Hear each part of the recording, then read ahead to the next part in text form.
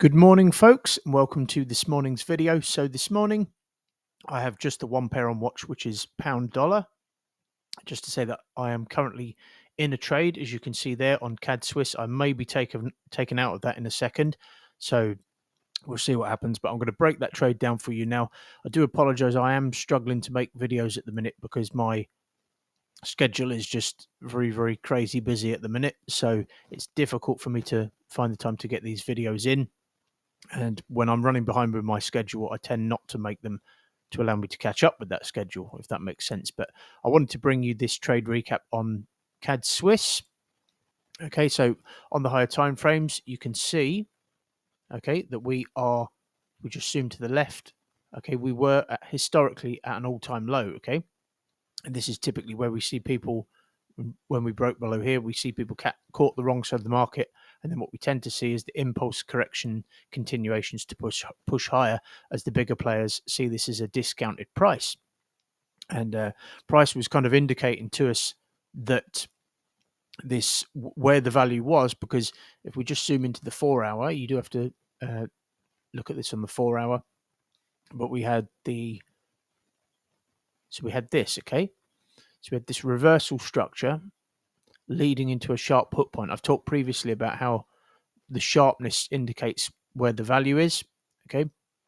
And then we come back down to that area by way of this reversal structure. We can see the middle section within that. Okay, so we have this middle section like that. Okay, if we just measure the proportions, so from the wick, oops, let's zoom in a little bit. If we measure the proportions, that is a pullback of around 50%, which is a healthy pullback. Okay, and then what I'm anticipating is what happens the majority of the time is that we break below, catch people the wrong side of the market, and then the bigger players once again see this as a discounted price for a move to the upside, and that's exactly what's happened. Okay, if we just zoom in, you can see an element. If we just zoom in a little bit further, one of the negatives about this trade, okay, so we have this kind of reversal structure there, a bit of a messy one, it has to be said, but this is indicating where the value is. Okay, it's indicating that this sharp move is valuable. Okay, but one of the things I don't like about this is all the wicks like that. Typically speaking, if we're going to rally to the upside, we tend not to see sharp moves because as I've just explained, the sharpness indicates liquidity may be there. Okay, so you might get a reaction from that area, which is a bit violent. Normally, we would see more of these tighter consolidations like that if this is an area of value. But as I said, you know, nothing happens all of the time, nothing happens none of the time. But regardless, that's just something to note. Okay, we break below, as I said, caught people the wrong side of the market, and then what I'm doing now is I'm on the 15-minute chart, and I'm looking for a 15-minute entry, but I'm filtering this on the 5-minute chart. And what we have, if we just zoom in, is looks like I've just stayed in the trade again. We have this, okay? So if I put a ray line on here, I really want to, because I don't place many trades, I really want to go into a bit of detail so you can see exactly the thought process, right? If we just zoom down to the 5-minute with this entry that I took, okay, what do we have? We have a smaller version of what I've just explained on the larger degree. So we have this move here, not the sharpest, but we have a bit of a sharp move there. It certainly looks a bit sharper on the 15-minute chart, but regardless, we have a base. Okay, after this impulse up, we have a base. Price has left a footprint. Okay, and we come down to it in the form of a reversal structure. So I'm trying to pay more attention to these little reversal structures, which indicate where the value is. Okay, so we have the 1, 2, 3. I'm not too bothered about a middle section because this is just a tight consolidation, but we do have an element of that. Okay, there. But we have a reversal structure which taps into the base of the structure, indicating where the value is. Okay, so then what I did, so I entered this I didn't enter on the 5-minute, okay, because I wasn't entirely convinced by this. So I entered on the 15-minute chart. Okay, now again, this is not the most convincing rejection candle, but think about all the confluence factors that I've just explained, and this is another thing that I'm trying not to do. Try not to be too much of a perfectionist. We have a rejection candle here. Is it the best? No, it's not. Okay, but it has rejected that area. And more importantly, if we just zoom back down to the 5-minute chart, we have a wick here. Okay, what I was interested in is protecting my stop loss below this wick, because technically, in theory, price could come down, retest the back end of that, and then go. But even if it did, my stop loss is there, so I'm protected if that was to happen anyway. So what I did is I got long. Technically we have that 1, 2, 3 that's tapped into that. That is a rejection candle. It's not the greatest. So what I did is I put my entry a couple of pips above it, and then I was triggered in, and then the momentum came in almost immediately. So often these little reversal structures are an indication of where the value is. And then, so then we pushed up. Okay. So we pushed up here. And when this candle here closed, I moved my stop loss to break even. Okay. And I moved it to break even because if we're coming all the way back down to there, often we will pull back 50% of a candle like this and keep going. But if we're pulling all the way back down to there, this is likely not the trade we think it is, and it could get messy and do all sorts of things and then come into there. And because it's such a deep pullback, this could act as this kind of structure and then push back down. So that was the thinking there. So I moved it to break even.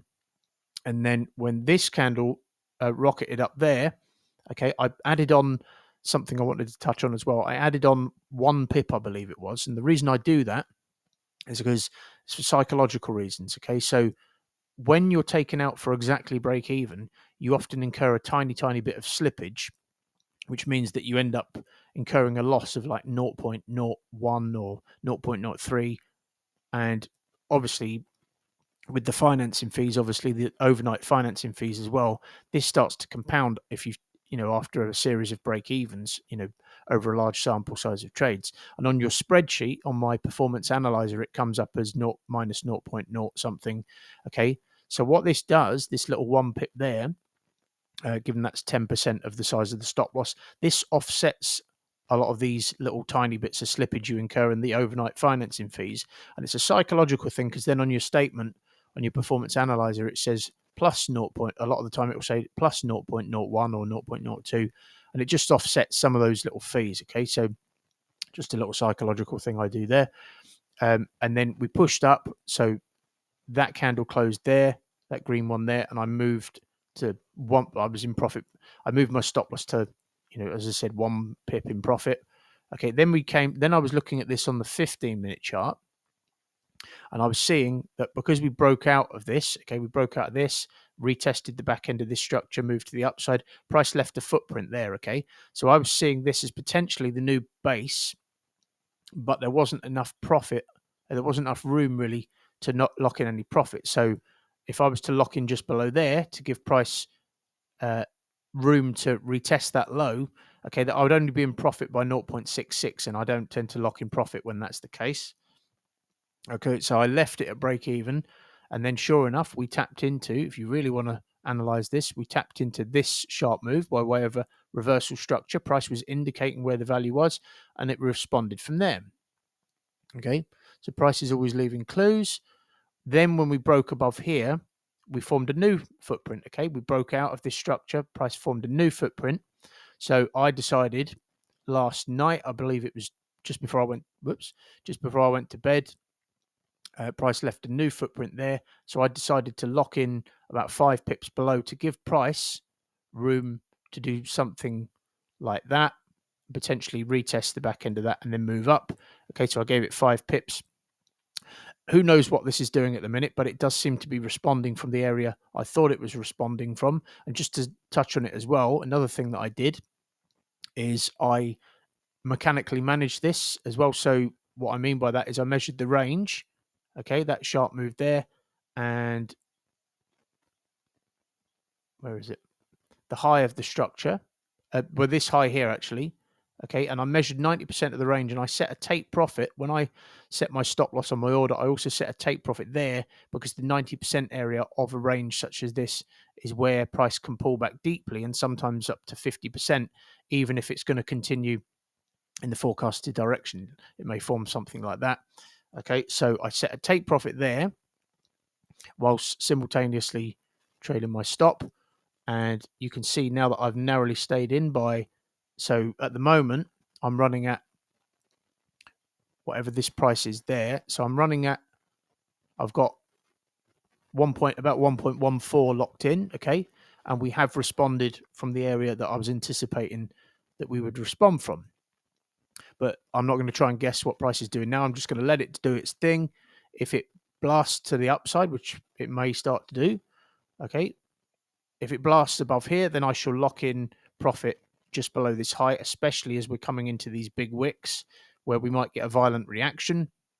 Okay, if we do something like this and come back down and we get a bit of a steeper structure, I will actually consider giving this slightly more room to allow it to do that. Okay, but we shall see. We don't need to know what's going to happen next in order to make money from this game. We just have to understand market structure. So that is CAD Swiss. I hope you've found the recap on that valuable. Okay, so we'll see what happens with that. But that is CAD Swiss. Let's move on to, I've got an alert set there to see if we break the high. Okay, and I've also got an alert set. I don't know why, that must be an old alert there. So I'm going to take that one off. Okay, that doesn't need to be on the chart anymore. So that is CAD Swiss. Let's move on to pound dollar. So pound dollar. Let's just put that dude back in his box for a minute. So pound dollar, okay. So we hit this value area here. We have an inflection point there, okay, which when price broke out, let's try that again. When price broke below this low, it left a footprint there, okay, and there was a heavy sell-off. So there's potentially a lot of liquidity there. The clue that there's a lot of liquidity there is that we near missed to it, okay, and we also have an element of this. Okay, so maybe that's price indicating where the value actually is, okay?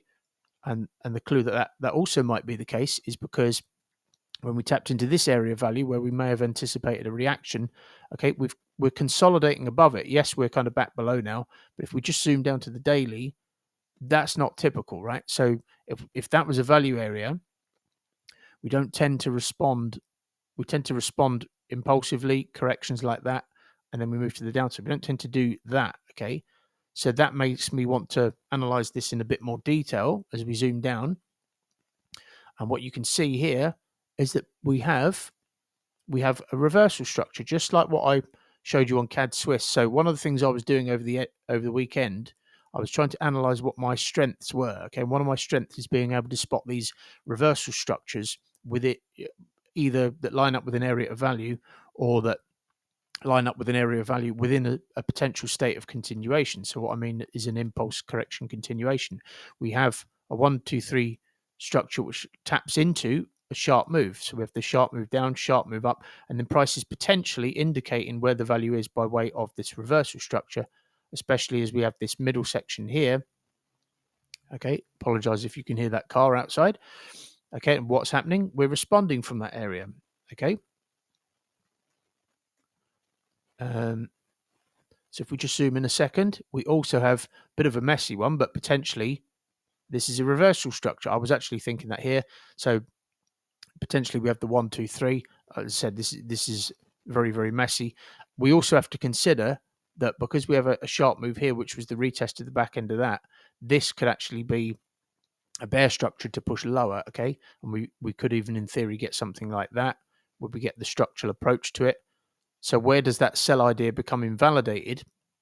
Well, it becomes invalidated in my experience if we break above, okay, this high here, where there was a sharp move, okay, that we're near missing too. So if we break above that and we consolidate afterwards, that's the market confirming as much as we could wish for it to be confirmed that this is not a bear structure to push lower, and that this is actually just the banks and the bigger players stacking their orders for the next wave to the upside. And that does kind of make sense, because if we look at the DXY quickly, what is the DXY doing? If we just look at this structure, I'm not going to break it down in detail. We have a 1, 2, 3 potential reversal structure, which lines up with this, which we near missed to, which just so happens to be the back end of the previous structure there. Okay, so if that's the case, if the DXY is doing that, okay, which would then give us dollar weakness, then pound dollar would likely do the opposite. Okay, we'd see that, okay, because dollar weakness would imply pound strength over the dollar. Okay, so that's the thought process. So what I'm looking for with all of that in mind is the following. I'm looking for a break above this area of inflection, and then I'm looking for a 1 hour impulse up. Well, I don't know why it said that. Let me just break above area of value. So that's wrong. It's because I amended these, so I'm just going to change that on the fly. That can be taken out. I'm looking for a 1 hour impulse up above the area of interest, and then I'm looking for a 3-touch 15-minute continuation or a 2-touch 15-minute continuation with a 3-touch structural approach, exactly how I took the CAD Swiss trade, and then I would look to get short on the break or within it. Okay, and one of the reasons I'm looking for a 3 test is when a structure such as this is the retest at the back end of a potential bear structure. Okay, the 3 touches confirm that it's not part of that bear structure, because if you look for a 2 touch like that, you could easily be tagged in and tagged out, because that's not as confirmed a structure. So it could just be a stall before we break back into this bear structure. Okay, hopefully that makes sense. But that's the thinking. So that's what I'm going to be looking for, folks. And then what I would do once again is I would measure the range. And if we look at that, what do you know? There's a sharp move just below the 90% area where price can often pull back deeply. So what I would do when there's an area like that just below the 90% area, then I set my take profit at the 90% area instead of actually at the, I set it at the high rather than at the 90% area. Okay. So then I would set the take profit there, which would give us something in the region of 9%. And then I would trail my stop loss just as I did with CAD Swiss. One of the things I want to do is make sure that my entries look as similar to each other as possible. And people might think, well, that's a bit boring, just doing the same thing over and over again. Is it boring? Is making money boring? You know, doing it in a way that repeats itself. If you think that's boring, then you're clearly looking for excitement. And if you're looking for excitement from the market, then I think that's a slippery slope, because if you're in an excitable state, then you're more likely to make bad decisions. Okay. I'm quite happy to just do the same thing over and over again, and if it works, if it ain't broke, as they say, don't fix it. Okay, I'll look for my excitement elsewhere. Okay, and the market, it will just be, that's just where I'm being businesslike. So trying to keep my entries a bit more consistent. Will this shape up? Who knows? We don't need to know what's going to happen next to make money from the market. And of course, I will update you with regards to my CAD Swiss trade. I was going to say whether it's a win, loss, or break even, but barring some kind of anomaly, that's a winning trade now. And I'll let you know how it plays out. It is pushing up from exactly where I thought it would push up from, so that's good. But we'll see what happens. Okay, that is what I'm going to be looking for today, folks. Have a great rest of your day, and I'll see you again in the next video.